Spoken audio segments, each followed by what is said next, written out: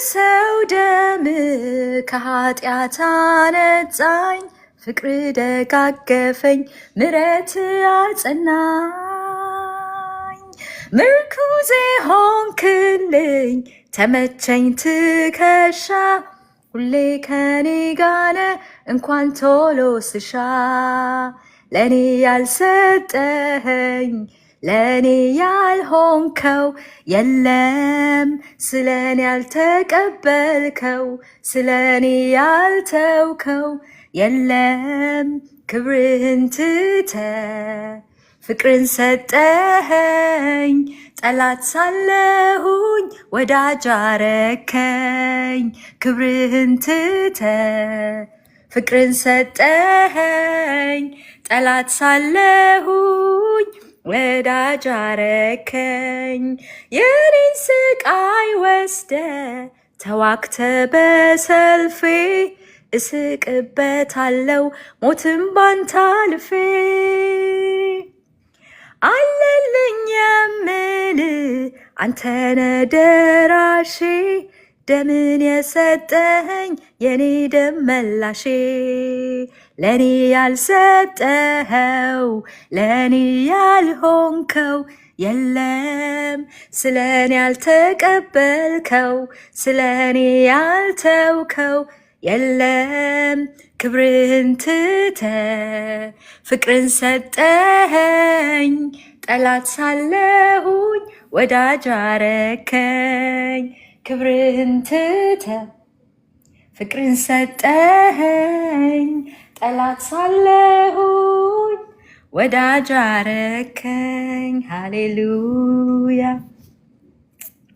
በእጅህ ተንጠልጥለ መውደድ አሳየኸኝ በመረከው መንገድ ራስ መራኸኝ በተወጋው እጅ እጆቼን ያስክበት ላንተ ሕያው ሆንኩኝ ለኔ በሞትክበት ለኔ ያልሰጠኸው ለኔ ያልሆንከው የለም ስለኔ ያልተቀበልከው ስለኔ ያልተውከው የለም ክብርህን ትተ ፍቅርን ሰጠኸኝ ጠላት ሳለሁኝ ወዳጅ አረከኝ ክብርህን ትተ ፍቅርን ሰጠኸኝ ጠላት ሳለሁኝ ወዳጅ አረከኝ ክብርህን ትተ ሃሌሉያ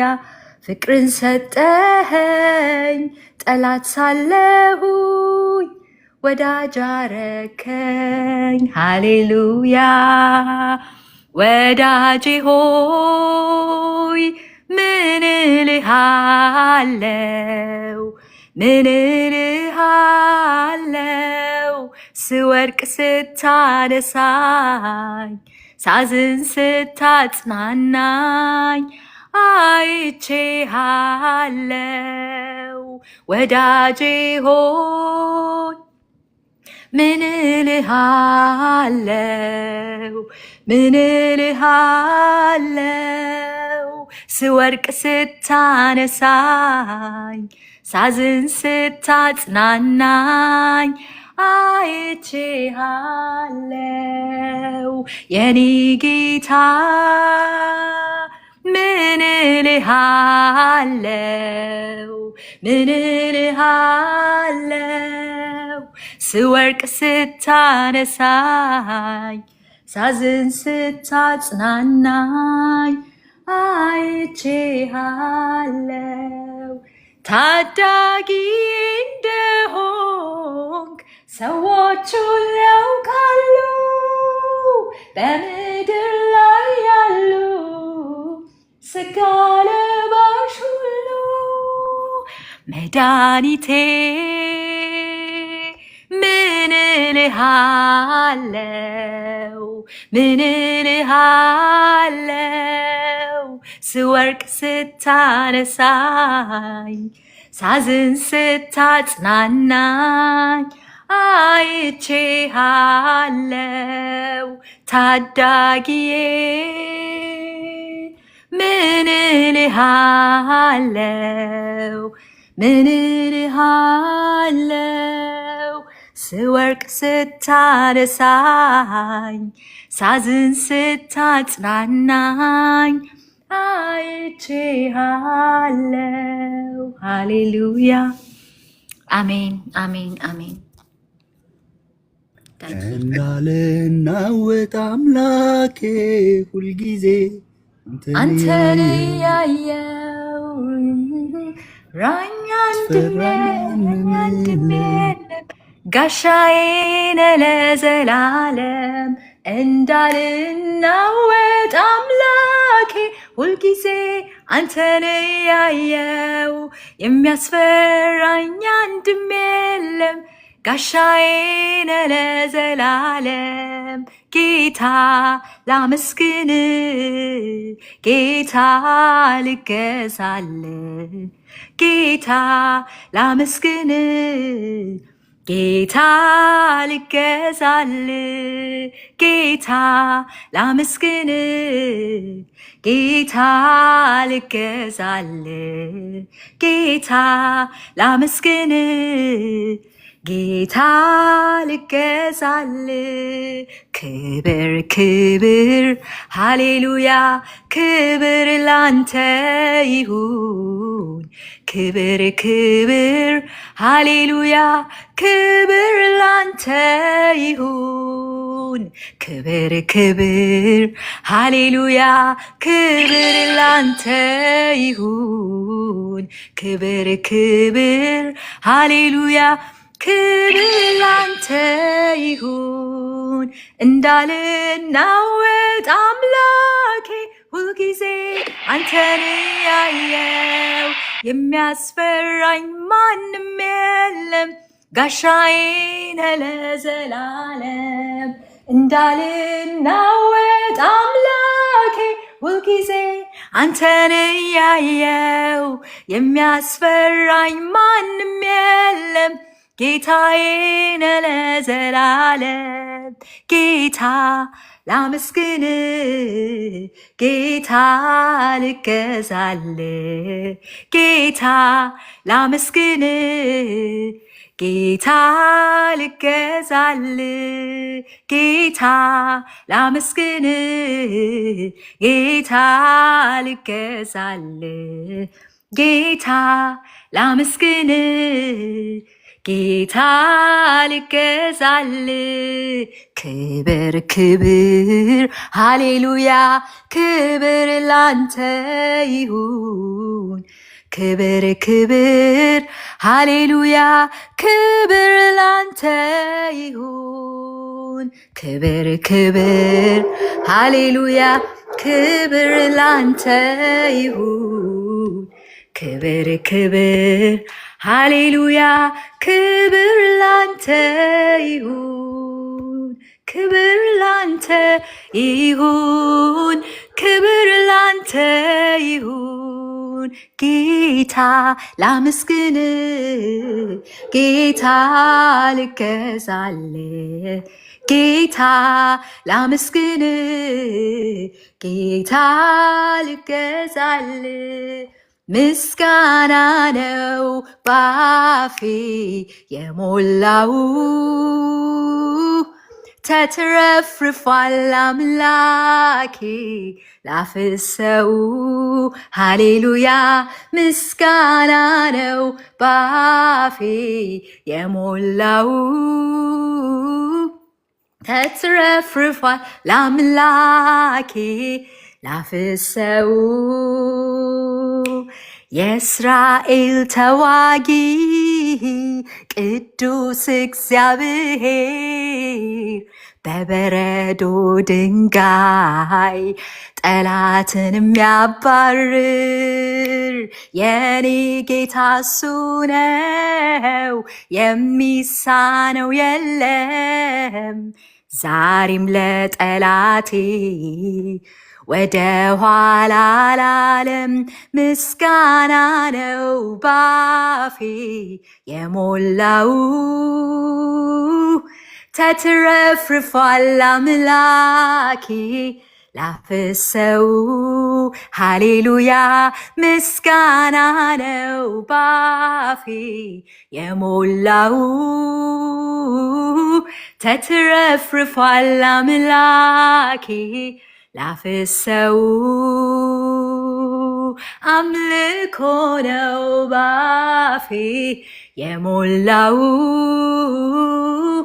ተትረፍርፏል አምላኬ ላፍሰው ክብር ክብር ሃሌሉያ ክብር ላንተ ይሁን ክብር ክብር ሃሌሉያ ክብር ላንተ ይሁን ክብር ክብር ሃሌሉያ ክብር ላንተ ይሁን ክብር ክብር ሃሌሉያ ክብር ላንተ ይሁን እንዳልናወጥ አምላኬ ሁልጊዜ አንተን ያየው የሚያስፈራኝ ማንም የለም ጋሻዬ ነህ ለዘላለም እንዳልናወጥ አምላኬ ሁልጊዜ አንተን ያየው የሚያስፈራኝ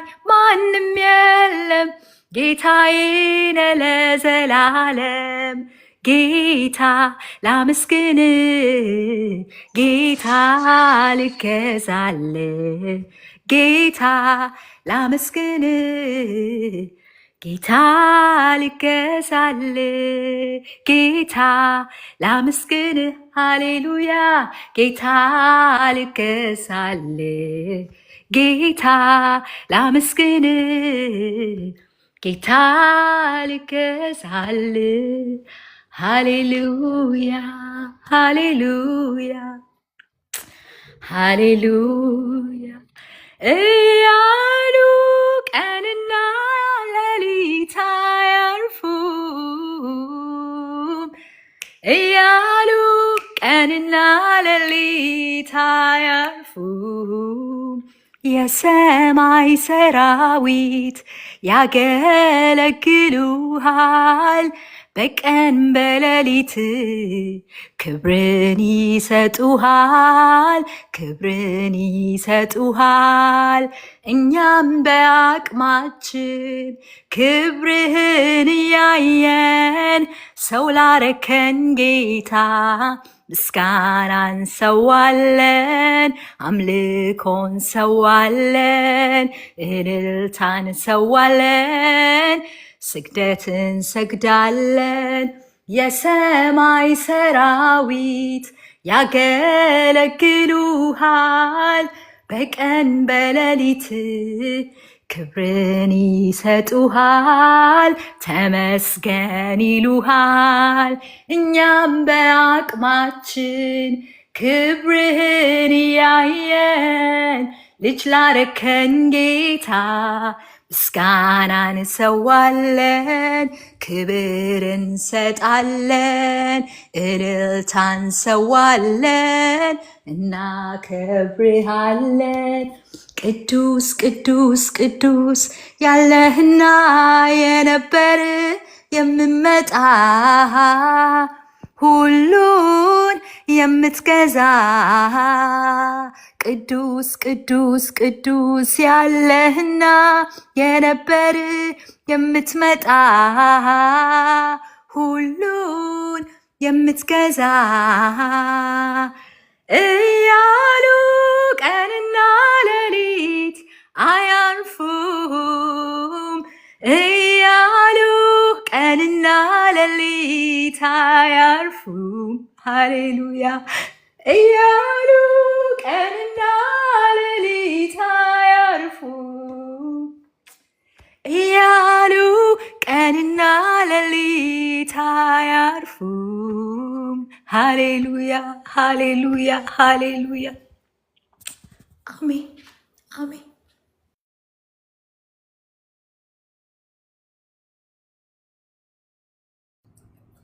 ዋው ተባረኪ ዙዙዬ በጣም ጌታን እጅግ አድርገን እናመሰግናለን። ቀንና ሌሊት እነሱ አያርፉ አምልኮ ከድሮም አለ እሳት እሳት እያለ ያቀጣጥላል። ጌታ ይባረክ። ጌታን እጅግ አድርገን እናመሰግናለን። አንድ መዝሙር ነበረ ከቻልሽው ዙዙዬ፣ ነገሬ ያለ በሱ እጅ ነው፣ ነገሬ ያለ በሱ እጅ ነው፣ ሕይወቴ ያለ በሱ እጅ ነው፣ ነገሬ ያለ በሱ እጅ ነው። የሚያስፈራኝ የሚያሰጋኝ እሱ ማን ነው? አዝማችሁን እችላለሁ። ዳኪ አይዞሽ፣ ቁጥሩን አላለሽ። አንድ ወንድም መጥቶ አንድ ጊዜ ቁጥሩን ብየው በቃ ተመልሶ አልመጣም። ችግር የለም። ጌታ ይባርክ። እየዘመርሽው በጣም እሱ ነገራችን ያለው በሱ እጅ ነው። አንዳንዴ አይመስልም አይደል? ግን ሁሉ ነገር ያለው በእግዚአብሔር እጅ ነው። እግዚአብሔር የያዛቸው ነገሮች መቼም አይጠፉም። መጽሐፍ እንደሚል በኃያል እጅ እንዳለ ፍላጻ ይላል አይደል? በኃያል እጅ የተያዘ ፍላጻ አያሰጋውም። ምክንያቱም ያዡ ብርቱ ስለሆነ፣ ከተያዘው ይልቅ የያዘው ብርቱ ስለሆነ ማለት ነው። ጌታ ይባረክ። እየዘመርሽ እሱን ሐሳብ ነበረ ወደ ውስጥ የሚፈሰውና የያዘሽ ብርቱ ነው። የያዘሽ ኃያል እጅ ነው። በኃያል እጅ እንዳለ ፍላጻ ነው የሚል። በኃያል እጅ የተያዘ ፍላጻ አይሰጋም፣ አይፈራም። ነገ ምን ይሆን አይልም። ኧረ ምን ሆናለው እግዚአብሔር ያለ፣ ኧረ ምን ችግር አለ እሱ ጌታ ያለ፣ ኧረ ምን ችግር አለ ጌታ ከኔ ጋር አለ፣ ኧረ ምን ችግር አለ ጌታ እግዚአብሔር ያለ፣ ኧረ ምን ችግር አለ እርሱ ከኔ ጋር አለ፣ ኧረ ምን ችግር አለ ጌታ ከኔ ጋር አለ። ሃሌሉያ። ኧረ ምን ችግር አለ ጌታ ከኔ ጋር አለ፣ ኧረ ምን ችግር አለ ጌታ እግዚአብሔር ያለ። ሃሌሉያ ሃሌሉያ ሃሌሉያ ሃሌሉያ። ጌታ ላንተ እኩያው አይገኝም። ሃሌሉያ ኢየሱስ ላንተ ሃምሳያ አይገኝም። ሃሌሉያ ሃሌሉያ ሃሌሉያ ሃሌሉያ ሃሌሉያ። ጌታ ላንተ እኩያ አሜን አይገኝም። ሃሌሉያ።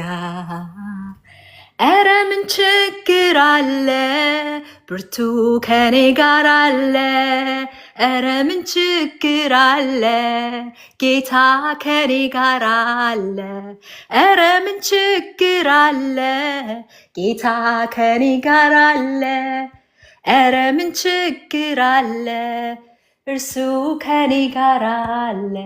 ሃሌሉያ ሃሌሉያ።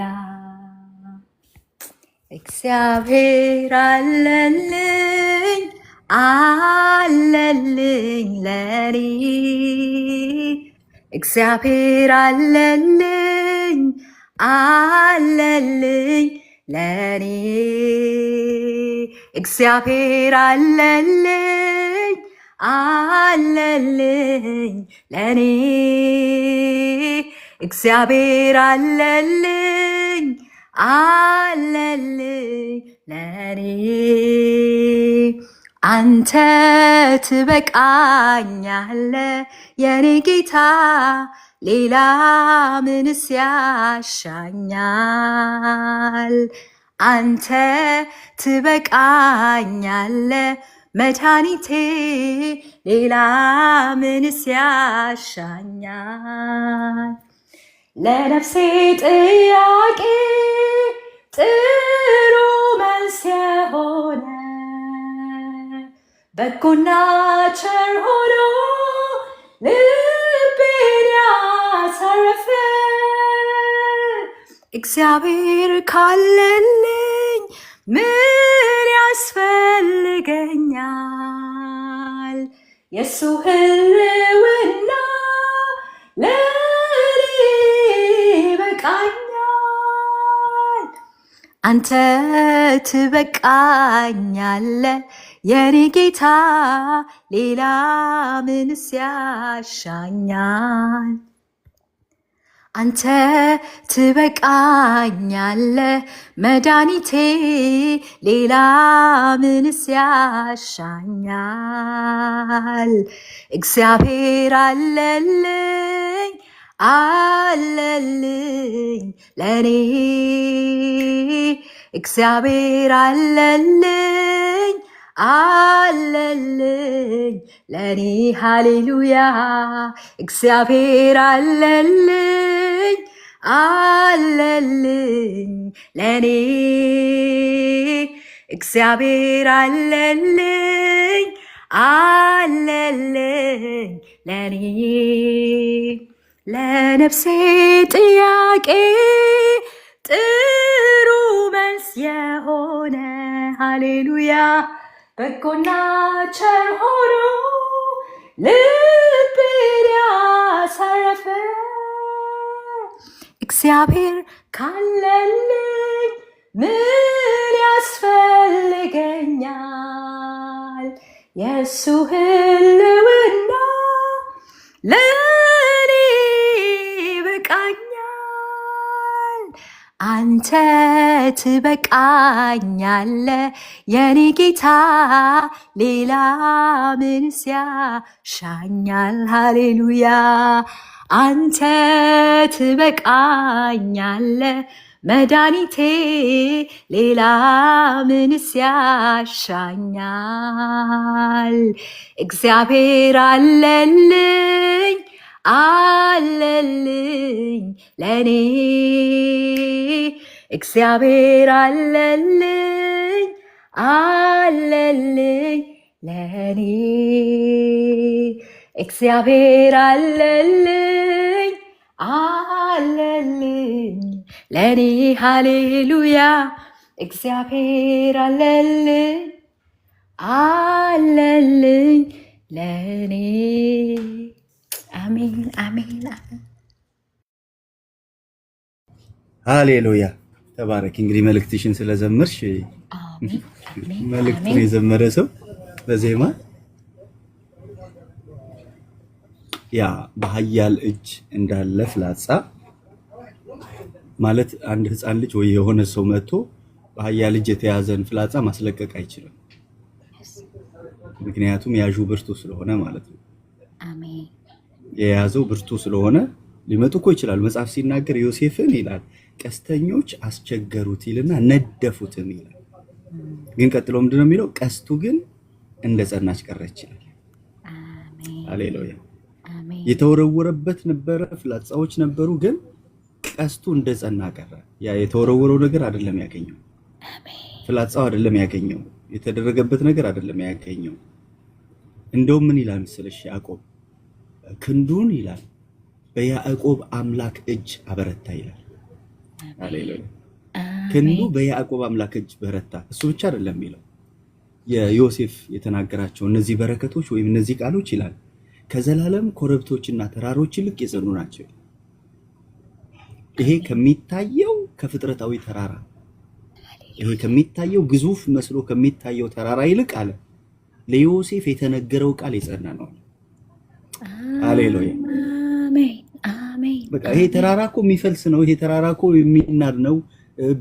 ደግሞም ጸንቶ የሚኖር ነው። የሆነ ዘመን ላይ አንድ መዝሙር አለ፣ እንደው መዝሙረ ዳዊት ላይ ተራሮች በኢየሩሳሌም ዙሪያ እንዳሉ እንዲሁ ይላል ስለ እግዚአብሔር ምሕረት ሲያወራና በቃ መገለጫ ነው። የመቆየት የመክረም የመሰንበት ምናምን መገለጫ ነው ተራራ። ግን ያዕቆብ መጣና እንደዚህ ከተራራው ይልቃል።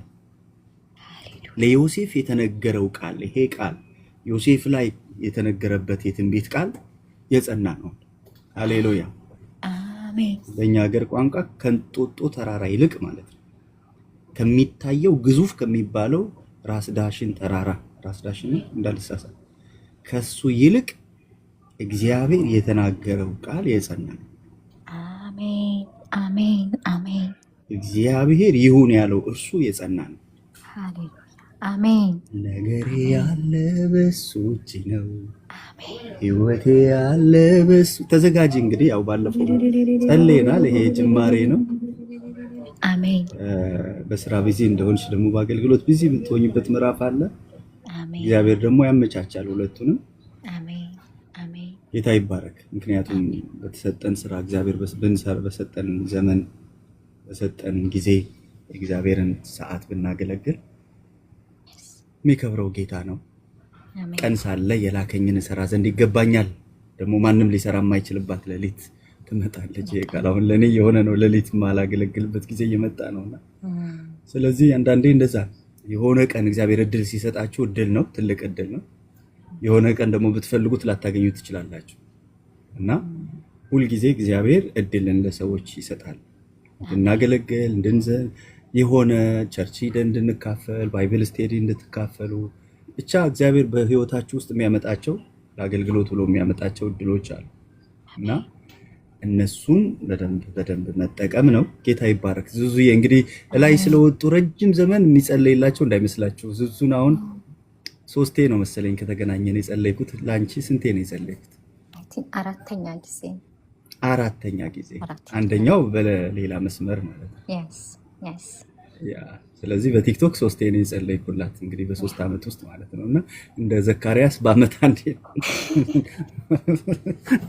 እጣው ሲወድቅ ብቻ ነውና እንደሱ እንዳይመስላ ላይ የወጣ ሁሉ የሚጸለይለት እንዳይመስለው። ይሄ ነው ለሰው ግን እግዚአብሔር ካለ በየትኛውም ሁኔታ ውስጥ ለድምፁ ለመታዘዝ ጌታ በረዳን መጠን እንታከላለን እና ዙዙዬ ተባረኪልኝ። አሜን። ዳጊ ተባረክልኝ፣ ተባረኩልኝ። አሜን እያሉ ከድሮ እንዴት ነህ ማህሌት? ደህና ነሽ ወይ? ዳግዬ ሰላም። ዛሬ ይሄ ሰዓት ለብዙዎች ይመቻል ማለት ነው። ጠዋት ነው እኛ ጋር። ጌታ ይባርክ፣ ተባረክ። ለብዙዎች ይመቻል ማለት ነው ይሄ ሰዓት። ሰላም ቅዱሳን። ዙዙዬ ጌታ ይባርክሽ። ማህሌት አሜን። ሁላችሁም ተባረኩ። ዳግዬ ጌታ ይባርክ። እንግዲህ ናልን ቀን አይ ከዚህ በኋላ በዚህ ሰዓት ይመስለኛል የሚመቸኝ። እንደሱ እናደርጋለን፣ እናመቻቻለን። የሌሊቱ ሰዓት ግን እንዳልኳቸው አርብ፣ ቅዳሜ፣ እሁድ በነባሩ ሰዓት ይሆንና ሌሎቹን ቀኖች ግን በዚህ ለመጠቀም እንሞክራለን። ጌታ ይረዳናል። አሜን። ተባረክልኝ። ባለፈው ጀምረ ነው ግን ያልነካውት አንድ ሐሳብ አለና እሱም ቃል እንደው ዝም ብዬ ከመውጣ እዚሁ ስራ ቦታ ላይ ሆኜም ቢሆን ሼር ላርጋችሁ ከዛም ልጸልይ ብዬ ነው የገባሁት። ባለፈው ትዝ ይላችሁ ከሆነ ስለ ማክሰኞ ዕለት ስለ አብርሃም ስናይ ነበረ። አብርሃም እግዚአብሔር አትፍራ ሲለው እንዳይፈራ አድርጎ ነው። ሰላምና ፍቅር እንዴት ነሽ? ጠፍተሻል፣ ረጅም ጊዜ አይቼሻል አቅም ስንጀምር አካባቢ በጣም ደንበኛችን ነበርሽ። አሁን እኔ ነኝ መሰለኝ ሰዓት የቀየርኩት። ያ አትፍራ ያለችን ነው ቲጂ። እስኪ የነበራችሁ ማክሰኞ አትፍራ በሚለው ሐሳብ ላይ ዘፍጥረት 15ን ስንካፈል ነበር። ለምንድነው የማይፈራው? ተዋጊ ስለሆነ ብርቱ ስለሆነ ቤት ውስጥ የተወለዱ 318 ሰዎች ስላሉት አብርሃም በብርና በወርቅ ባለጠጋ መሆን ስለጀመረ ስጋቱ መልካም ይለወጣል። ቲጂ ስጋቱን ምንድን ነበር ያለው? ከድሮ ስጋታችንን ወደ በረከት ይቀይርልናል። ያስ በእነዚህ ሁሉ ነገሮች አልነበረም አብርሃም በብርም በወርቅም ባለጠጋ መሆን ጀመረ ይላል። ግን እንዳይፈራ ያደረገው ብሩና ወርቁ አልነበረም። እንዳይፈራ ያደረገው በድል ውስጥ የተገኘ ፍርሃት በውስጡ ስለነበረ እየጸለየ አንዳንድ ሰው ሊፈራ ይችላል። እያገለገለ ሊፈራ ይችላል። እግዚአብሔርን እያመነ ሊፈራ ይችላል። ሁለቱ እርግጥ ይጋጫል፣ ማመንና መፍራት። ግን በዛ ውስጥ ነው የምናልፈው ምድር ላይ እስካለን ድረስ። ስለዚህ በአብርሃም ህይወት ውስጥ የተከሰተው ነገር እሱ ነው። ድል እያደረገ እያሸነፈ እየተዋጋ ምርኮ እያስለቀቀ ወንድሙን እያስጣለ ሎጥን እያስጣለ የሎጥ የሆነውን የሱ የሆነውን ነገር በሙሉ ምርኮን እየማረከ ግን ያ ሁሉ ድል በፍርሃት ውስጥ የተገኘ ድል ነበር። እየፈራ ያመጣው ድል ነበር። እየሰጋ ያመጣው ድል ነበር። የሚፈራበትና የሚሰጋበት ጉዳይ ነበረው። የሚፈራበት ደግሞ የሚሰጋበት ጉዳይ ነበረው። ስለዚህ እግዚአብሔር አትፍራ ሲለው ከዛ ሁሉ ሰዎች ተሰብስበው ሊሉት የማይችሉትን ድምጽ እግዚአብሔር ወደ አብርሃም እንዳመጣ ስናይ ነበረ። እሺ እሱ ክፍል ላይ እስኪ አንድ ምዕራፍ ከፍ ብለን በጣም የሚያስደንቅ ስለሆነ አንድ ምዕራፍ ከፍ ብለን እናንብበው። አንድ ምዕራፍ ከፍ እንበልና እናንብበው።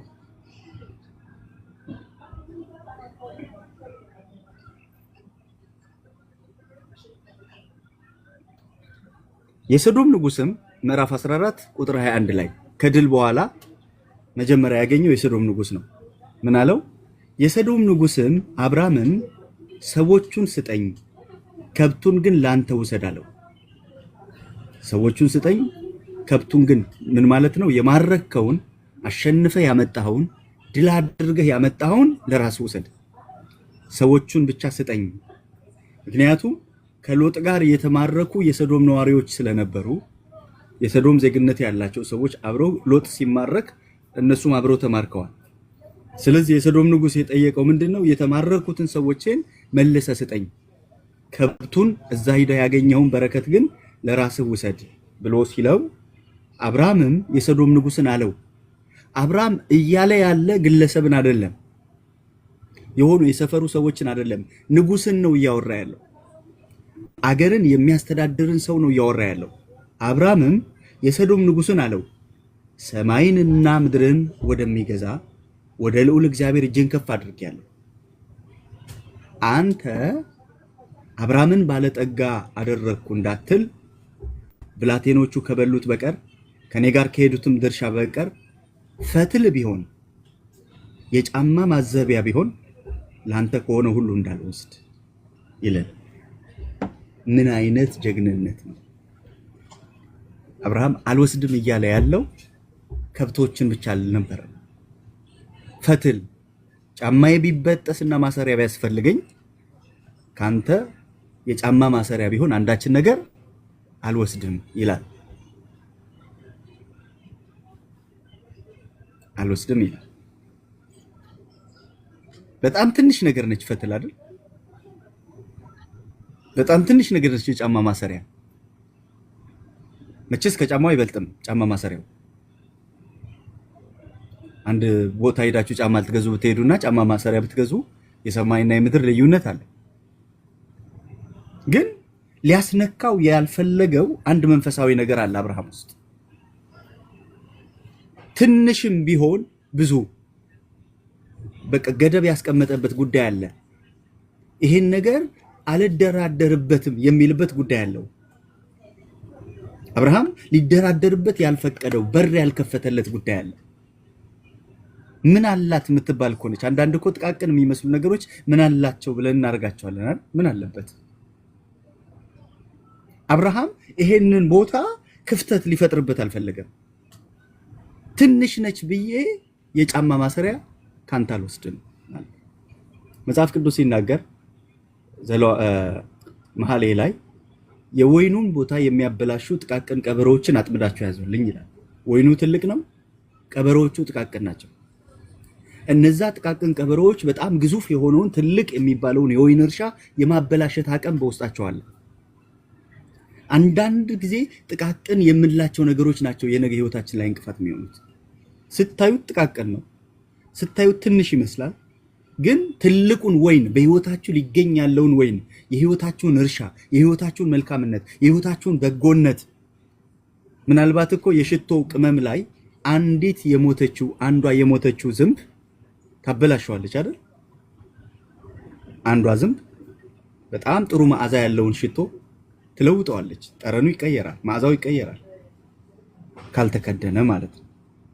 ኦኬ አብርሃምን ባለጠጋ አደረግኩ እንዳትል ካንተ አለው። እንደው አይኑን ጨፍኖ ያየው አይመስላችሁ? አብርሃም በእርግጥ መንፈሳዊ ሰው ነው፣ ግን አየውና ካንተ አንዳች ነገር አልወስድም። የእውነት እንደው ቤተክርስቲያን ከአብርሃም የምትማረው በጣም ብዙ ነገር ያለ ይመስለኛል። ተውት ቤተክርስቲያን፣ እኛ ራሱ እዚህ ቲክቶክም ላይ ማህበራዊ ሚዲያው ላይ የምናገለግል ሰዎች እንደው አንዳንድ ነገሮች መለያ ቢኖር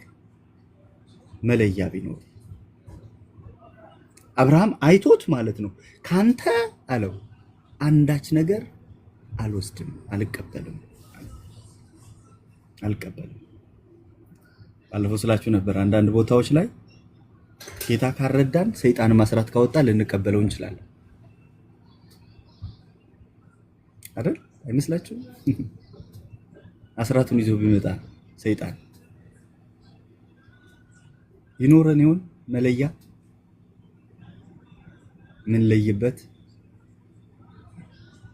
እንደ ሲሞን ያሉ ሰዎች ብዙ በረከት ይዘው ቢመጡ እፈልጋለሁ፣ ይህንን ጸጋ ሼር አድርገኝ፣ ኢምፓርቴሽን እፈልጋለሁ ብሎ ቢመጡ በመንፈስ አይተናቸው ካንተ አንዳችን ነገር አልወስድም እንላቸው ይሆን? እንደሱ የማለት አቅም ይፈልጋል። ታያችሁ፣ ሰው መንፈሳዊ ሰው፣ አብርሃም መንፈሳዊ ሰው የማይደራደርበት የሆነ የህይወቱ ክፍል አለ። የማያስነካው አጥር ሰርቶ የሚጠብቀው መንፈሳዊነት አለ።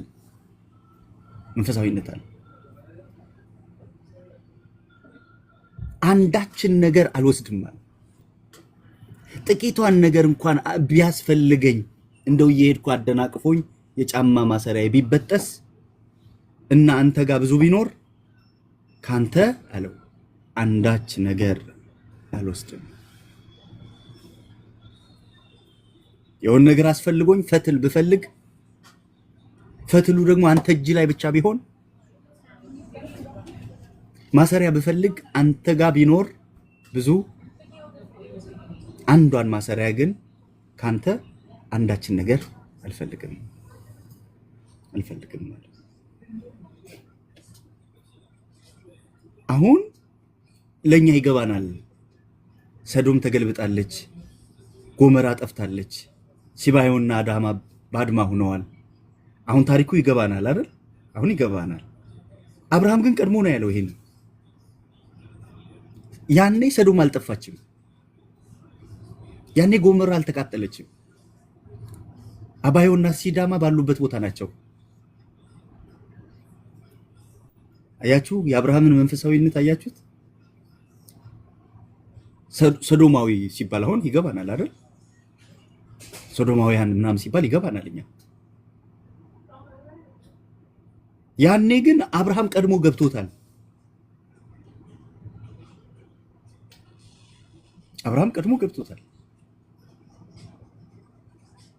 አልነካካም ማለት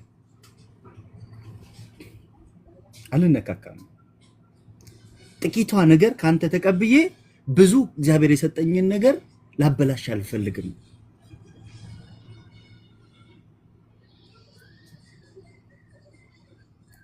ለምንድን ነው ብሎ ድርቅ ቢልበት ምላሹ አንድ ነው። እጄን አለ ወደ ልዑል እግዚአብሔር አንስቻለሁ።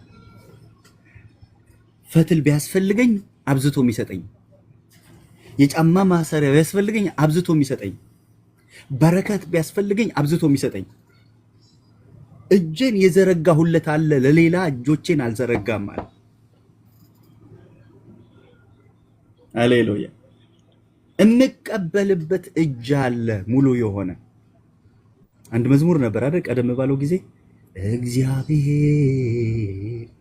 እግዚአብሔር በቂነ ከበቂም በላይ በቂነ ከበቂም በላይ ምን ጎሎብ ምን አተህ ሁሌ ሙሉ አይጎልህ ሁሉ በእጅ ነው በደጅህ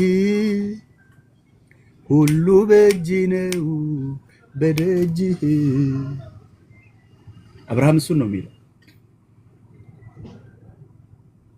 የጫማ ማሰሪያ ቢሆን ፈትል ቢሆን ከአንተ አንዳችን ነገር አልወስድም። ምን አለበት ቢለው እጄን ያነሳሁለት አለ። ውጣ ሲለኝ ወዴት እንደሚሄድ ሳላውቅ የተከተልኩለት አለ። ከባዶ አበዛሃለሁ ሲለኝ አሜን ብየዋለሁ። ለሌላ ጉዳይ አሜን አለልኝ። እባርካለሁ ሲለኝ አሜን ብዬ የወጣውለት አምላክ አለ። ሊባርከኝ እሱ ሙሉ ነው። ሲሞን እኮ በነ ጴጥሮስ እጅ በመንፈስ ቅዱስ ኃይል የሚደረገውን ነገር ሲያይ ተደንቆ እኮ ነው ገንዘብ ይዞ የመጣው። ለዚህ ነው የዘመናችን ተግዳሮት ነው የምላችሁ። ተገርሞ በአገልግሎት ተገርሞ ዋው ብሎ ተደንቆ በጣም በቃ በእናንተ ውስጥ ያለው ጸጋ እኛ እኮ ሳይሉን እኮ ነው 7 እጥፍ የምንሰጠው። ሲሞን እኮ ፈልጎ እኮ ነው ጴጥሮስ የከለከለው። እኛ እኮ ሰዎች ሳይጠይቁን እኔ ላይ ያለው ጸጋ አንተ ላይ 17 እጥፍ ይሁን ምናምን የምንለው እኮ እኛ ሳይጠይቁን። ሲሞን እጥፍ ቅባት ዝም ብለህ እኮ ካየው መንፈሳዊ ነው የሚመስለው። እጥፍ ቅባት የጠየቀ እኮ ነው የሚመስለው። እናንተ ላይ ያለው ጸጋ እኔ ላይ በ7 እጥፍ ይሁን ብሎ እኮ ሲጠይቅ እጥፍ ጸጋ እጥፍ በረከት የጠየቀ እኮ ነው የሚመስለው። ብዙ በረከት የጠየቀ እኮ ነው የሚመስለው። መንፈሳዊ ሰው የሆነ እኮ ነው የሚመስለው። ጴጥሮስ በሚታየው አልነበረም ያየው፣ በመንፈስ ሆኖ ሲያየው መርዝ በውስጡ አለ። ይሄ መርዝ ያለበት የመርዝ ብልቃጥ ውስጥ ጸጋ ቢገባ ምን እንደሚሆን አስባችሁታል? እሱ እጁን ጭኖ የጸለየላቸው ምን ሊሆኑ እንደሚችሉ አስባችኋል? ጴጥሮስ አይኑን ተከፍቶ ሲሞንን ባያየው ሰውየው በመርዝ ታስሯል፣ በክፋት ታስሯል፣ በአመጽ ታስሯል። በዛ በክፋት በመርዝና በአመጽ በታሰረ ሰው ላይ ቅባት ቢጨመር አሜን የማትሉትን ሁሉ ረግሞ አሜን ካላልክ ሲሞን እንደው ቸርች ቢከፍት እንደው በዘመኑ ቋንቋ ላውራ ወይ አገልግሎት ቢጀምር አሜን ካላልከው ጉድ ፈላ። ያ ብልቃጡ ይከፈትና ውስጡ ያለው መርዝ ይወጣል። ለምን? ሰውየው ድኖ ከነ ፊልጶስ አገልግሎት ጋር ይተባበር ጀመርኩ ነው የሚለው። ኦልሬዲ እኮ ድኖ መተባበር እኮ ጀምሯል። ሰው ሲወድቅ እኮ መደገፍ ጀምሯል። ፕሮፌሳይ ምናምን ማለት ጀምሯል እኮ ሰውየው።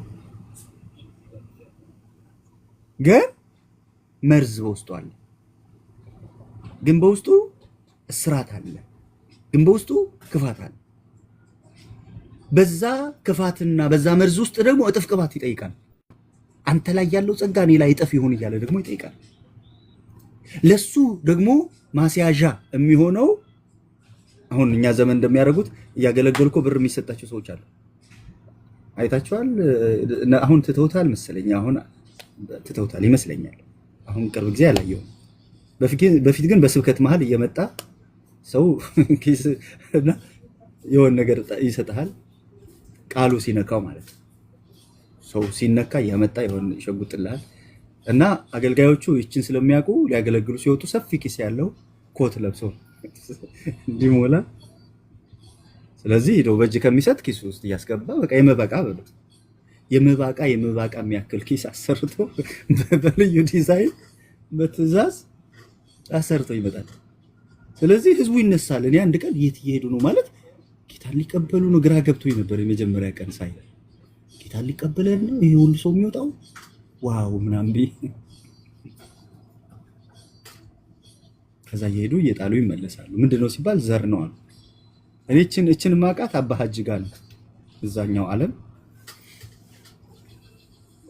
እንደሱ ይደረጋል። ማጽኛ ይባላል። የሆነ ትንቢት ያመጡልና ወይ ደግሞ የሆነ ንግርት ይነግሩህና ገንዘብ ካልሰጠ ትንቢቱ አይጸናም ይለዋል። ስለዚህ በእርግጠኝነት እቺኛዋን ኮፒ ያደረግናት ከመጽሐፍ ቅዱስ አይደለም። ለዛ ይመስለኛል ትተውት ከሆነ ለዛ ይመስለኛል። ለምሳሌ በእንደዚህ አይነት ቦታ ላይ የጽድቅ ወንጌል መስበክ አትችልም። ለምን? ሰው አይሰጥማ። አንተ ቤት ኪራይ ደርሶበት የቸርቹ ቤት ኪራይ ደርሶበት ከዛ በኋላ እግዚአብሔር የጽድቅ ቃል ቢሰጥህ ተመለሱ ብትል ወይ ደግሞ ትሞታላችሁ የሚል መልእክት ቢሰጥህ እንደ ፓስተር ሄኖክ እንዴት ብለህ ነው ትሞታለህ የምትለው? ለሞቴ ለቀብሬ ያለምችም ሰው አይሰጥም። ለድሬ ያላ የሚሰጥ አይመስለኝም። ምን ውስጥ ገባው? ኦኬ ሲሞን ነው መነሻዬ። ሲሞን አናውንቲንግ በቃ ፈልጋለሁ አንተ ላይ ያለው ጸጋ በጥፍ በኔ ላይ እንዲሰራብኝ የእግዚአብሔር ሰው ጴጥሮስ እጅህን ጭነህ ጸልይልኝ። በነገራችን ላይ አሁን አፍሪካ ሀገር የትኛውም አፍሪካ ሀገር ያሉ ነቢያቶች እኛም ሀገር አለ ያው ተቆራርጦ ተሰሙታላችሁ ለማጸለይ ወይ መንፈሳዊ አባታችሁ እንዲሆኑ ወይ በእነሱ ስም ለመጠራት ወይ እነሱ የሚጸልዩበትን ነገር እናንተ ጋር ሼር ለማድረግ የሚያደርጉት ከሚያደርጓቸው ነገሮች አንደኛው ምንድነው ካላችሁኝ ለኢምፓርቴሽን ያስከፍሏቸዋል። ስለዚህ ሲሞን በዛ ዘመን ቢሆን ብዙ መንፈሳዊ አባቶች ይኖሩት ነበር። በጣም ብዙ መንፈሳዊ አባቶች ይኖሩት ነበር። ምክንያቱም ጸጋን የሚፈልግ ነው፣ ገንዘብ አለው፣ ታዋቂ ነው፣ በከተማው ውስጥ ትልቅ ስም ያለው ነው። የሱ ቃል እንደ እግዚአብሔር ቃል ገኖ የሚታወቅ የነበረ ሰው ነው። ይሄ ሁሉ ነገር ይዞ ቢመጣ ቸርች ፊት ወንበር ላይ አታጣውም። በዚህ ዘመን ቢሆን ጴጥሮስ አየውና ካንተ አለው ፈትል ቢሆን የጫማ ማሰሪያ ቢሆን አንዳችን ነገር አንወስድም። እንደውም ምሕረት እንድታገኝ ጸልይ፣ ነፍስ እንድትድን ጸልይ፣ መዳን እንዲሆንልህ ማምለጥ እንዲሆንልህ ጸልይ፣ ከዚህ ስራት አምላክ እንዲፈታ ጸልይ። በብዙ መርዝ በብዙ ክፋት በብዙ ስራት ታስረህ ያለው አለው። እሱ ብቻ አይደለም የሚገርመው የሚደንቀው ነገር እሱ ብቻ አይደለም። ከዚህ ነገር አለው አንተ እድል ፈንታ የለህም። አይደንቅም? እድል ፈንታ የሌለው ሰው ግን ምን ይጠይቅ ነበረ? ቅባት በእናንተ የሚሰራው መንፈስ ቅዱስ በእኔ ላይ ይስራ ይል ነበረ። ግን ለዛ ጉዳይ እሱ አልተጠራም። ለዚህ ነው አንዳንድ ታዋቂ ሰዎች መጥተው በመጡበት የማይቀጥሉት። ምክንያቱም ዓለም ያሳወቀቻቸው መንገድ አለ።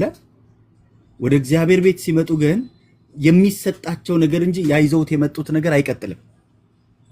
ብዙ ያያችሁ ይመስለኛል።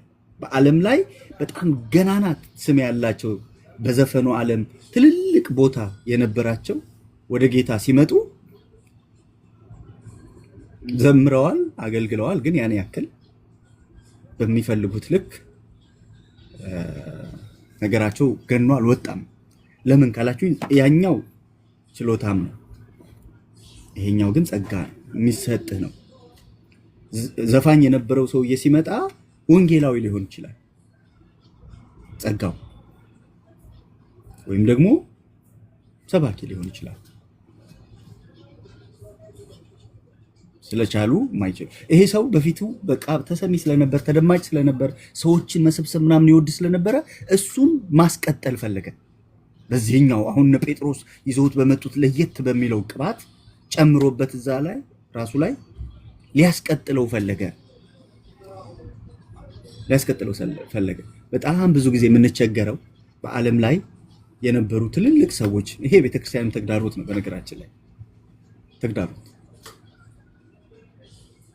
ትልልቅ ስም ያላቸው ሰዎች ሲመጡ እንደ ማንኛውም ሰው ድኖ ጌታን ተቀብሎ ደህንነት ተምሮ ክትትል ተምሮ ተጠምቆ ደቀ መዝሙር ተምሮ የአገልግሎት ትምህርት ተምሮ ቦታውን እንደሚይዘው ሰው ለነሱም ህጉ እንደሱ ነው መሆን ያለበት።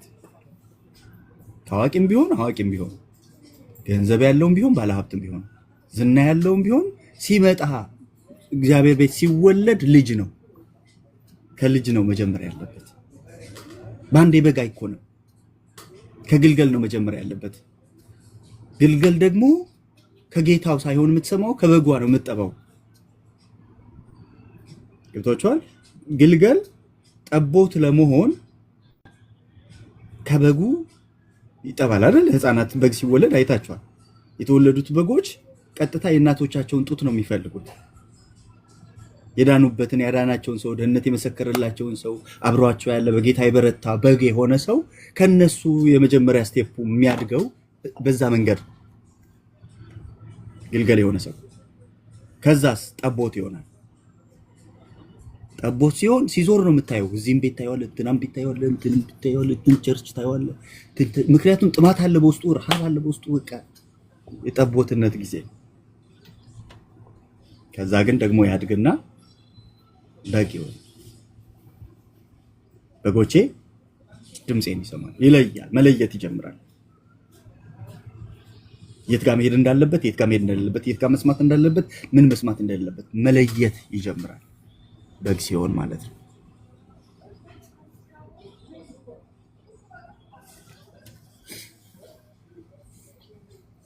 ስለዚህ ጴጥሮስ ለየው።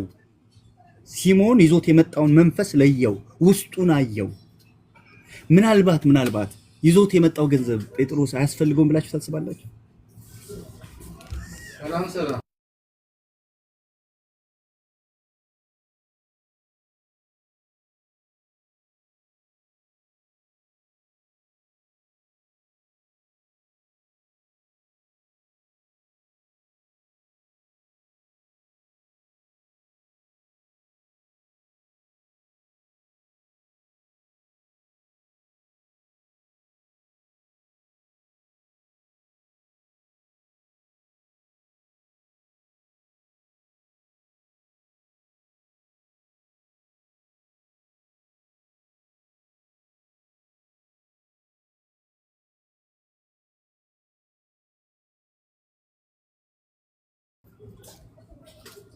ይቅርታ እንግዲህ ስራ ቦታ ነው ያለው እና አንዳንድ ጊዜ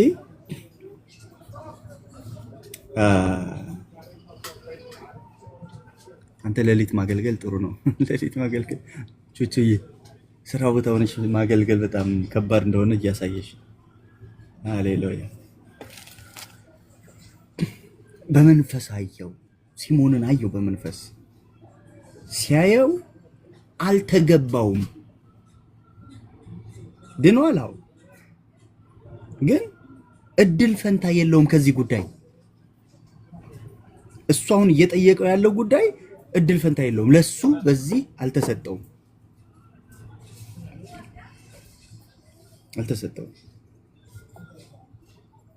የመለየት ጸጋ ይጨመርላችሁ። አሜን። ነገሮችን የምትለዩበት የእግዚአብሔር የሆነውንና ያልሆነውን ነገር የምትለዩበትን ጸጋ እግዚአብሔር ይስጣችሁ። መለየት ይሁንላችሁ።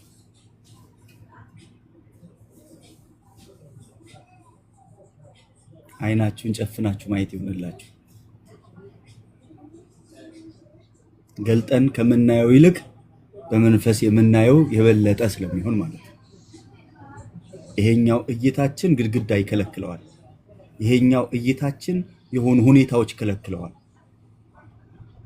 ተንበርክኮ ገንዘብ ይዞ በቃ እባካችሁ ጸልዩልኝ፣ እናንተ ውስጥ ያለው ጸጋ እኔ ላይ በእጥፍ ይሁን የሚልን ሰው በመንፈስ ካለየው በቀር 7 እጥፍ ነው የምትለው። ጴጥሮስ ሲከለክለው ኢየሩሳሌም በብዙ ችግር ውስጥ እንደምታልፍ፣ በመከራ ውስጥ እንደምታልፍ፣ ኢየሩሳሌም ያለችው ቤተክርስቲያን ገና በመመስረት ላይ ያለች፣ ብዙ የሚረዷቸው መበለቶች፣ ብዙ የሚያግዟቸው እናቶች፣ ወንድሞች፣ እህቶች ያሉባት ቤተክርስቲያን ነች። ምናልባት ሲሞን ያመጣው ገንዘብ ለሆኑ ቀናቶች ሊያዛልቃቸው ይችላል። ለሆነ ቀን የችግራቸው መፍቻ ሊሆናቸው ይችላል። ጸልየውም ወጥተው ሊሆን ይችላል። ጌታዊ አዘጋጅልን፣ አቅርቦት ጌታዊ አዘጋጅልን፣ ምንጭ ክፈትልን፣ አሁን ለሚያስፈልገን ለዚህ ጉዳይ ጌታ እግዚአብሔር የገንዘብን በር ክፈትልን ምናምን ብለው ጸልየውም ወጥተው ሊሆን ይችላል። አንዳንዱ ነገር ሲመጣ የጸሎት መልስ መስሎ ነው የሚመጣው። ብዙ ጊዜ ስህተት ውስጥ የሚጥለን ነገር እሱ ነው። ጸልየን እንወጣለን፣ ከዛ መስሎ ይመጣል። አልገጠማችሁም? እንዲህ አይነት ነገር ይመጣል።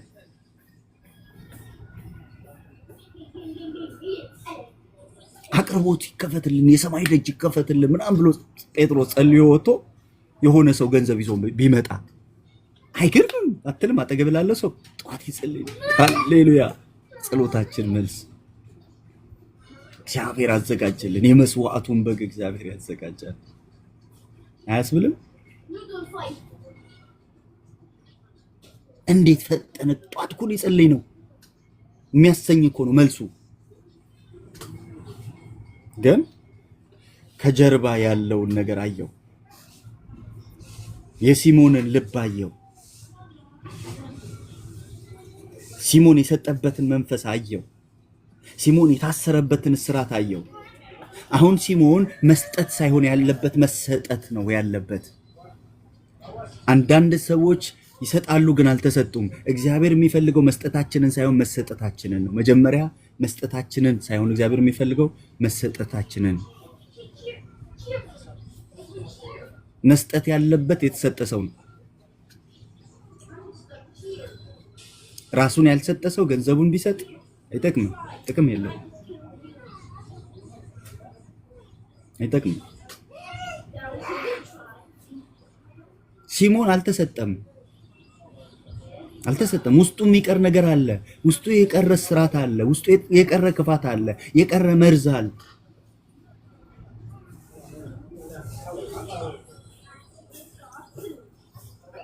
ስለዚህ ሊያደርግ የፈለገው ነገር ምንድነው?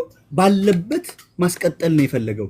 ያንን እውቅናውን፣ ያንን ዝናውን፣ ያንን የትላንትና ስሙን፣ ያንን ሰዎችን የሚያስደምምበት በቃ ጃኢብ የሚያሰኝበትን ጉዳይ ቸርችም ውስጥ መጥቶ ሊያስቀጥለው ነው የፈለገው።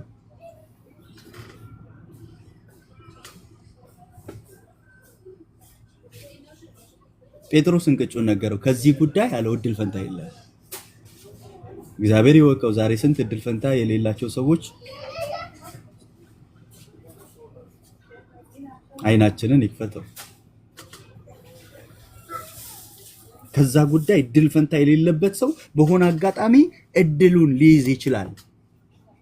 ጥሪው የሌለው ሰው፣ መለኮታዊ ጥሪ የሌለው ሰው፣ ጥሪ የሌለው ሰው የለም። በአዲስ ኪዳን ሁላችንም አገልጋዮች ነን፣ እውነት ነው። ይሄ ሰውዬ ግን የአዲስ ኪዳን ሰው ነው። ድኗል፣ እየተባበረ ነበረ፣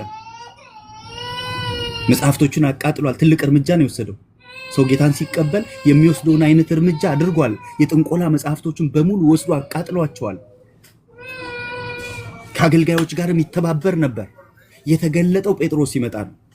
ውስጡ ያለው ነገር መጥቶ የበራው በጴጥሮስ ብርሃን፣ በመንፈስ ቅዱስ የሆነው ብርሃን ሲታይ ነው እንጂ ሰውየው ደህንነት ጀምሯል፣ ተጠምቋል። ድኖም ተጠምቆም ይተባበር ነው። ግን እስራት ውስጡ ነበረ። የተያዘበት መያዝ በውስጡ ነበረ።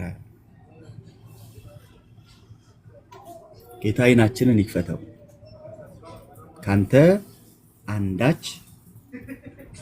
አንዳች የጫማ ማሰሪያ ፈትል ቢሆን አንዳችን ነገር አልወስድም የምንልበትን አቅም እግዚአብሔር ይስጠን።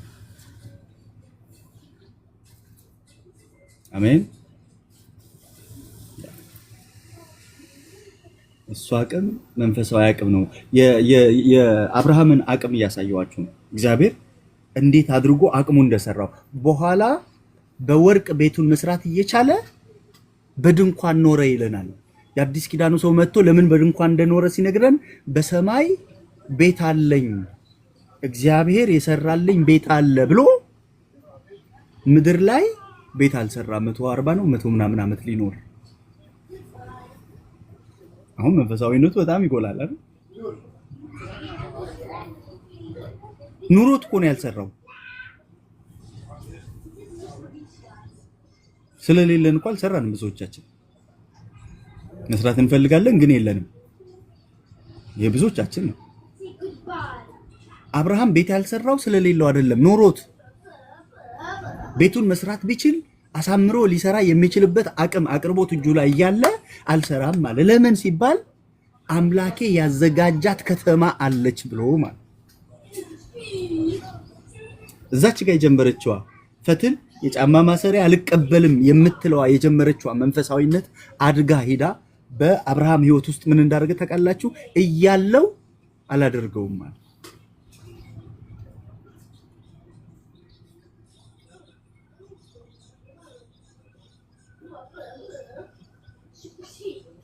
ጌታ ይባረክ።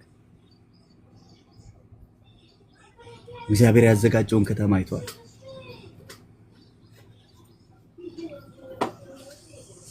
እጄን ወደ ልዑል አምላክ አንስቻለሁ። ይቀጥላል።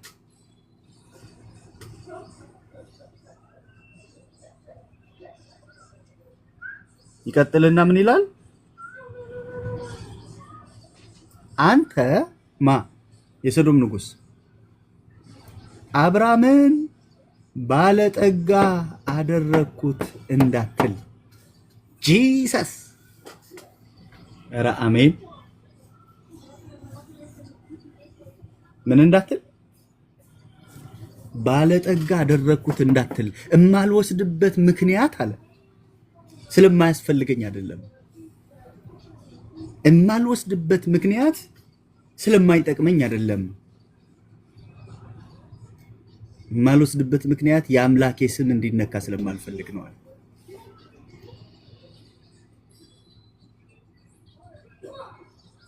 ባለጠጋ መሆኔ አይቀርም፣ እሆናለሁ። ስሆን ግን አንተ አደረገው እንዲባል አልፈልግም ማለት። ምን አይነት መንፈሳዊነት ነው በእውነት? እነዚህ ሰዎች አዲስ ኪዳን ሰዎች ናቸው ወይስ?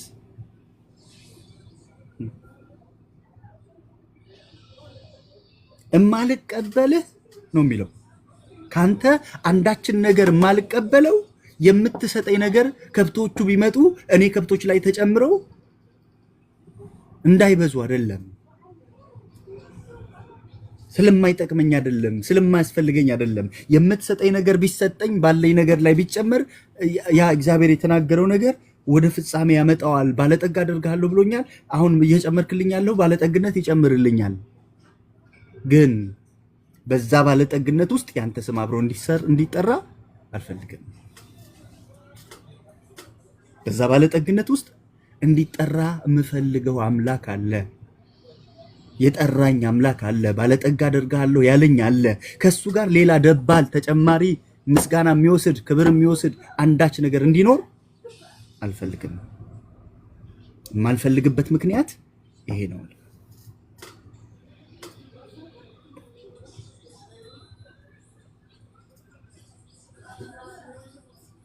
የማልቀበልበት ምክንያት ይሄ ነው።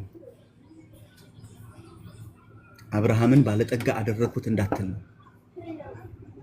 እኔን ባለጠጋ ሊያደርገኝ እርሱ የታመነ ነው። ሃሌሉያ። እስኪ የጠራኝ የታመነ ነው በሉና ጻፉ።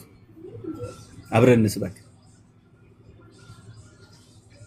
የጠራኝ የታመነ ነው በሉና ራሳችሁ ላይ አውጁ።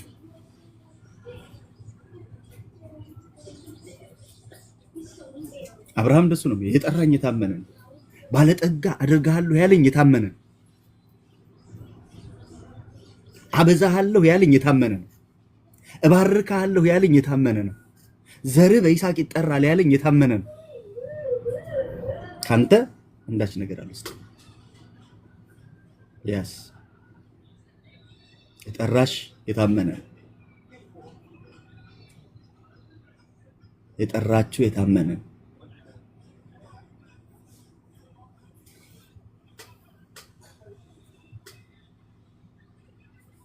ባለጠጋ አደረግኩት እንዳትል ምክንያት እሱ ነው አለ። ሸሚዞት አረ እንደው ንጉስ ነው ለንጉስ እንዲማ እንዲህ አይባልም ብሎ አላለም። ንጉስ ብትሆንም የኔ ባለጠግነት ያለው ግን አንተ እጅ ላይ አይደለም ማለት። በእውነት እግዚአብሔር አይኖቻችንን ይክፈት። አንዱ ጋር ከልክሎ ሌላ ጋር ያፈልቅልሃል። የእውነት እግዚአብሔር ያፈልቃል።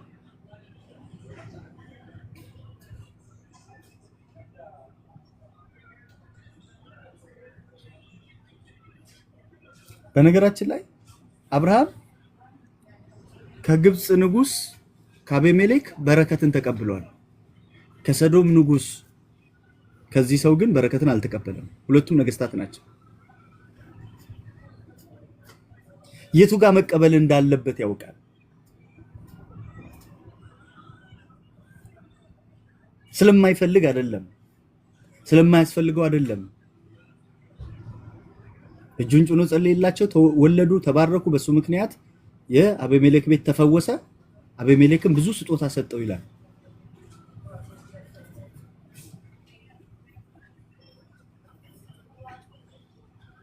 ስለዚህ አብርሃም አልቀበልም ሲል የማይቀበልበት ምክንያት አለው።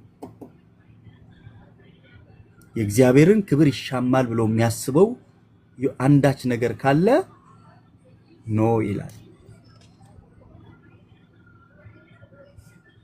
አንዳች ነገር አልወስድም ይላል።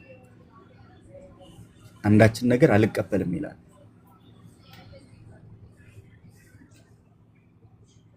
እንግዲህ ከዚህ ቃል በኋላ ነው ምዕራፍ 15 የገባው። ከዚህ መንፈሳዊ ከፍታ የጫማ ፈትልን አንዳች ነገርን አልፈልግም ከሚል ከፍታ ውስጥ ከድል ውስጥ ከአሸናፊነት ውስጥ ብዙዎች አበባ ጉንጉን አድርገው አብርሃምን ሊቀበሉት ከወጡበት እልፍ ገደለ ከሚዘመርበት ዝማሬ ጉባኤ ውስጥ ሰማይ ድምጽ ይዞ መጣ። ከግርግሩ ጋር ማይስማማ ለብቻው የሆነ ብዙሃንን በብዛት ሳይሆን ራሱን ታምኖ የሚናገር ሰው ሆኖ ቢሆን የተናገረው አብርሃምን ያን ሰው ያስፈርድበታል። ምክንያቱም አብርሃም አሸንፎ የመጣ ድል አድራጊ ነው። ድል አድራጊ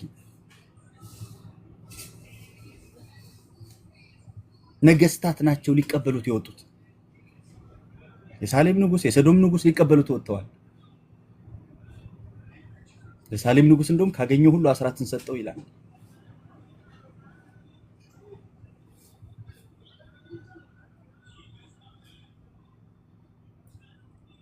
ግን እነዚህ ሁሉ ነገስታቶች ወጥተው ያልነገሩትን ድምጽ እነዚህ ሁሉ ኃያላን ወጥተው ለአብርሃም ያላወሩለትን መለኮታዊ ድምጽ እግዚአብሔር ይዞለት መጣ። እግዚአብሔር እንዲህ አለው፣ አብርሃም ሆይ አትፍራ።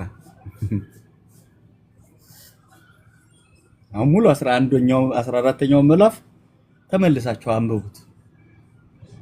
ይህን ሰው አሁን አትፍራ ይባላል? የጀግኖች ጀግና ወርቅ፣ አምባር፣ ጋሻ ሽልማት የሚገባውን ሰው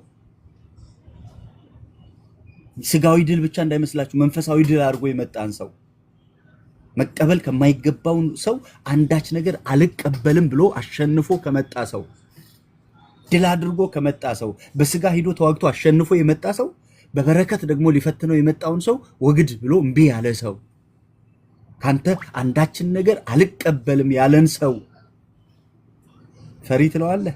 ይሄንን እግዚአብሔር ካልሆነ በቀር ማንም አይለው።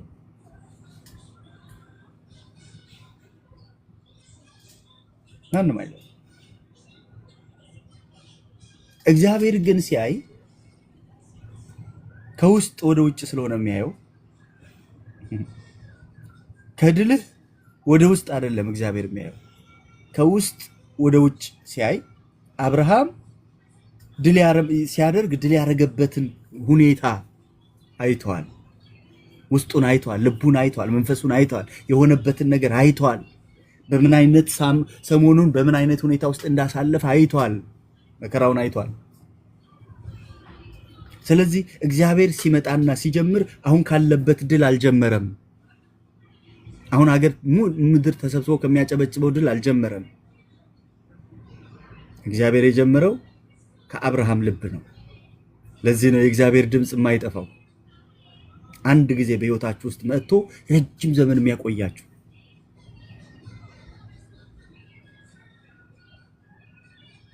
የእግዚአብሔር ድምጽ በኃይል ነው ይላል አይደል?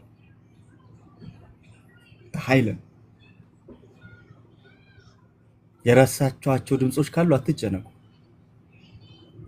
የእግዚአብሔር ድምጽ አብሯችሁ ይኖራል። መንገዱን ቀይረህ ልትሄድ ስትል እንኳን መንገዱ አይችነች ብሎ መንገዱን ያሳያል፣ ይጠቁማል። ሃሌሉያ። መጣ የእግዚአብሔር ድምፅ ወደ አብርሃም መጣ። አብርሃም ሆይ አለው አትፍራ። ለምን ሲለው እኔ ላንተ ጋሻ ነኝና ዋጋህም እጅግ ታላቅ ነው። ስሙ ይባረክ። ዋጋ እጅግ ታላቅ ነው። ያንተ ዋጋ ይሄ አይደለም። ዋጋ እጅግ ታላቅ ነው። አሁን እውነተኛ መስታወት ፊት ቆመ አብርሃም። ውጩን ሳይሆን ውስጡን የሚያሳይበት አንድ ግጥም ትዝ አለኝ። መልኬን በመስታወት አየሁት ወደደኝ ወደድኩት። ትኩር ብያይቸው ትኩር ብሎ ሲያይ የራሱ ምስል አስደነቀኝ። ጨዋ ነው፣ እኔም ማደርገውን ያደርጋል። ስናገር ተናግሮ ስስቅም ይስቃል። ለማልቀስ ዳዳብሮኝ ይተክዛል። ደግሞም ፈገግ ስል ሐዘኑን ይረሳል። ሲነጋም ሲመሽም ጧትና ማታ ሁሌ አይበታለሁ የፊቴን ገጽታ። ግና የቤቴ መስታወት አንድ ችግር አለበት። ውጭን እንጂ ውስጥን አያሳይም ለቅጽበት። ቢሆንልኝና ቢሳካልኝ ውጩን እንዳሳየ ውስጤን የሚያሳየኝ ባገኘሁኝና አንዴ ባየሁበት ውስጣዊውን ውበት የሚል በጣም ቆይቷል ከጻፍኩት ረጅም ጊዜ። አሁን ትዝ አለኝ። መስታወት ይሄ መስታወት ግን ውጭን የሚያሳይ አይደለም። የውስጡን የሚያሳይ መስታወት ፊት ቆመ አብርሃም። ኧረ አሜን ሃሌሉያ። እንዲህ አይነት መስታወት አለ ውስጥህን የሚያሳይ። ውጭ ድል እያረክ ውጭ እያሸነፍክ ውጭ ሃሌሉያ እያልክ ውጭ ብዙ ነገር እየሆነ ውስጥ ያለውን ነገር የሚያሳይ መስታወት፣ የእግዚአብሔር መስታወት። እግዚአብሔር ሲመጣ እንደው በኖረች ልክ ልኳን ይነግርልኝ ነበር አትልም። ራስን ነው የምታየው። የእግዚአብሔር መስታወት ራስን ነው የሚያሳይ። ታምር አድርጎ እንኳን ራስን ነው የሚያሳይ። ድንቅ ሰርቶ ራስን ነው የሚያሳይ። ስለዚህ ለአብርሃም መስታወት ይዞለት መጣ፣ ራሱን የሚያይበት። ከግርግሩ ሊያወጣው፣ ከጀግና ጨዋታው ሊያወጣው፣ እልፍ ገደለ ከሚባልበት ቀጠና ውስጥ አውጥቶ ያለበትን ፍርሃት ሊያሳይበት በሚችልበት መልኩ እግዚአብሔር እንቅጩን የሆነ ዜና ይዞለት መጣ። አብርሃም ፈርተሃል አለ።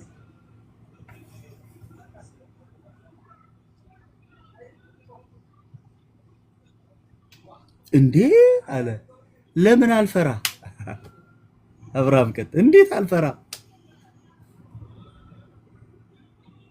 ያ የእውነት ተናጋሪው ድምጽ ሲመጣ ከድምጹ ጋር ተስማማ።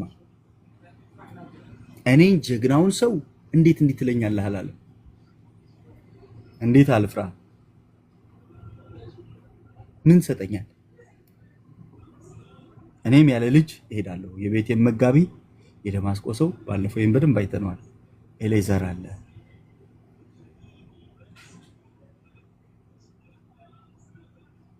ለኔ ዘር አልሰጠኝም፣ እነሆም በቤቴ የተወለደው ሰው ይወርሰኛል አለ። ድሉን ያመጣሁት በፍርሃት ውስጥ ሆኜ ነው። እውነት ነው። እግዚአብሔር ሆይ ፈርቻለሁ፣ ሰግቻለሁ። እውነት ነው። ያ ትላንትና ፈትል የጫማ ማሰሪያ አንዳች ነገር አልወስድም ያለው ሰው እግዚአብሔር ፊት ሲመጣ ግን እውነተኛውን ነገር ሲነግረው፣ አዎ እግዚአብሔር ሆይ በፍርሃት ውስጥ ነው ያለሁት፣ በስጋት ውስጥ ነው ያለሁት። እያሰጋኝ ያለ እድገቱ የማያስፈነድቀኝ እድሜ መጨመሩ ደስታ የማይፈጥርልኝ አንድ ሰው አለ። ይሄ በአብርሃም ቤት የተወለደው የደማስቆ ሰው ማደጉ ለአብርሃም ደስታ እንዳይመስልህ ስጋት እንጂ። ሳየው እያደገ ሲመጣ ሳየው ስጋቴ ይጨምራል። አደገልኝ ይሄ ቤት የመጋቢ ነገ ሁሉን ነገር የሚቆጣጠር ነው እያልኩ አይደለም። ስጋቴ እየጨመረ ነው። ይሄ ሰው ሊወርሰኝ ነው እሚል ፍርሃት ውስጥ ነው ያለሁት፣ ስጋት ውስጥ ነው ያለሁት። ስፈራ ነበር፣ ስደነግጥ ነበር። እየፈራሁበት ያለሁበት ምክንያት አለ። ያን ጦርነት ድል ያመጣሁት በዚህ ስሜት ውስጥ ሁኜ ነው። ያሸነፍኩት የተሸለምኩት በዚህ ውስጥ ሁኜ ነው። ኤልኤዘር ለኔ የበረከቴ ሰው አይደለም። እውነት ነው፣ ስራው ታማኝ ነው፣ የቤቴ መጋቢ ነው ማለት በሁለቱ ልብ ውስጥ ናቸው። እስኪዩት ኤልኤዘርን በአብርሃም ፊትና አብርሃምን በኤልኤዘርን ፊት እስኪዩት። ኤልኤዘር ምን እያለ እንደሚሰራ ምን እያለ ለቤቱ እንደሚተጋ ጌታዬን አስደስተው ይሆን እያለ ምን ላድርግ ጌታዬ ደስ እንዲለው ምን ሆኖ ነው እንደሚከፋው እያለ በታማኝነት ቤቱን እያገለገለለት የቤቱ መጋቢ እስከመሆን ደረጃ የደረሰ ሰው አብርሃም ሲያየው ግን በስጋት ነው የሚለው።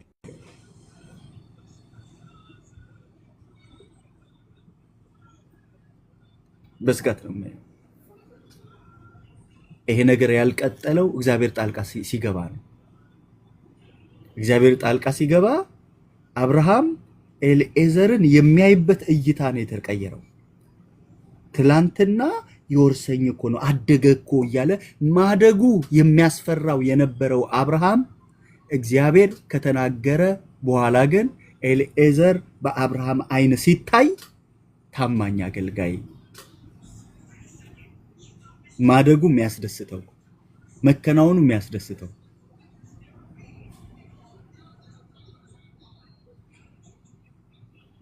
ጌታ ይባረክ።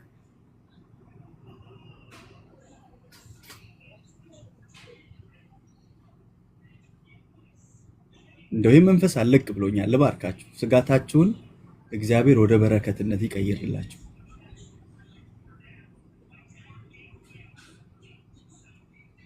ስጋትን ወደ በረከትነት እግዚአብሔር ይቀይራል።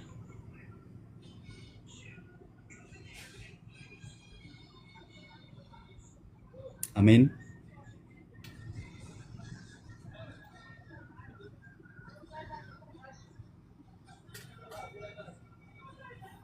እግዚአብሔር በምልክት አጸናለት።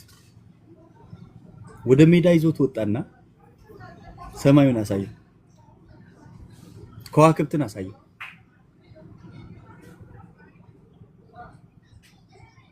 እንዲሁ እባርክ ምን ማለት መሰለ፣ ጠላት ማታ መጥቶ እንዳይከሰው አድርጎት ሄደ።